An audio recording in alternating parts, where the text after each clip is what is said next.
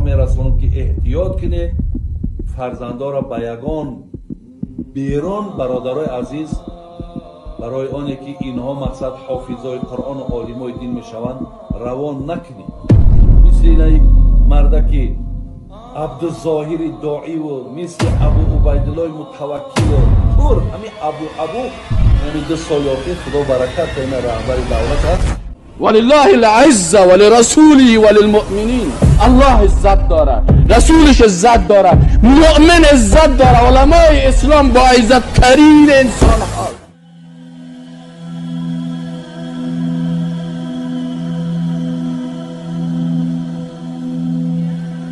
از من سوال کردن که حاجی بابا ما امروز امکانیت داریم که بچه هامونا فرزندامونا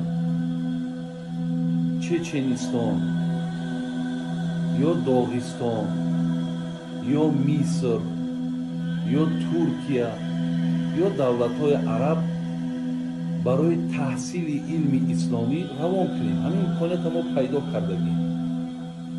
مقصد شما در همین مسئله چی مصلحت ما میدید؟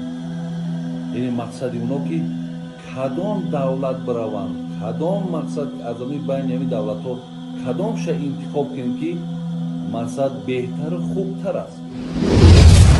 شما فرزنداتون بر این دولت هایی که نام گرفتین روان نکنید.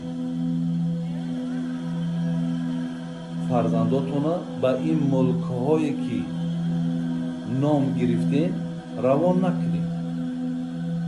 هیچ جای فرزنداتون روان نکنید. هیچ جا روان نکنید فرزنداتون. هیچ جای فرزنداتون روان نکنید. هیچ جا روان نکنید فرزنداتون.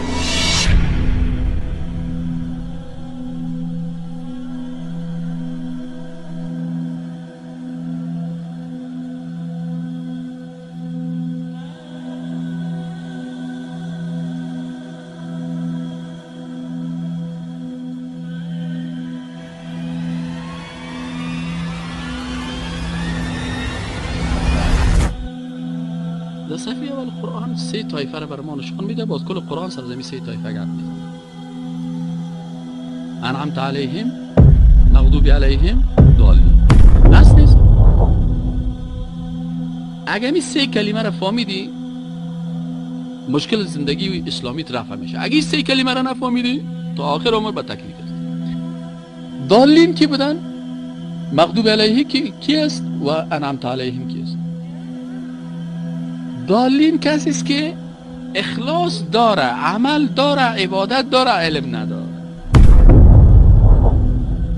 دینیا ضال گمراه شد.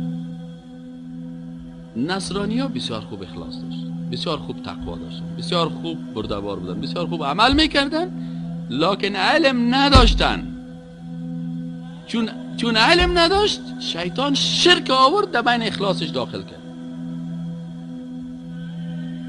پس اخلاص تنهایی تقوای به علم به درد نمیخوره.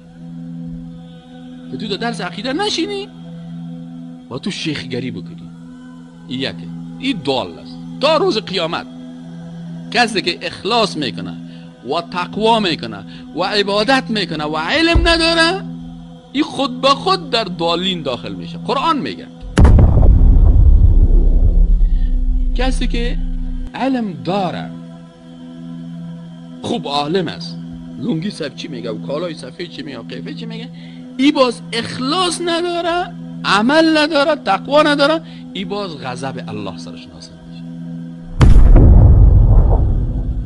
علم به اخلاص و به تقوا، عالم باشی اخلاص نداره تقوا نشه، غضب الله سرش نازل میشه. چرا ای عالم حق باطل میگه، باطل چی میگه؟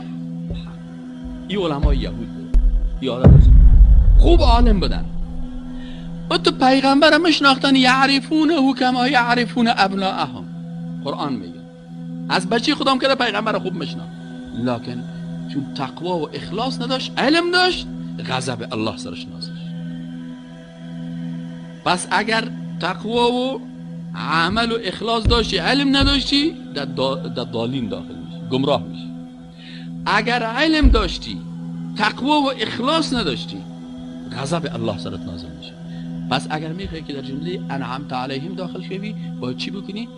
علم و تقوا. شما میدونید که مذهبای اونها، مذهبای امام شافعی ای، مذهب امام احمد حنبل ای، مذهبی بگیم که انا بعضیش مذهب ندارن، مثل اینای مرده که عبدالظاهر داعی و مثل ابو عبیدالله متوکل و پر همین ابو همین اینترنت پر شدگی ای. شما گارانتی دادم میتونید که بچه های شما جای امینا را پگا عوض نمیکنن. باز روز قیامت الله حکم میکنه که کی موحد بود، کی مردم به وحدانیت الله دعوت میکرد و کی مردم به شرک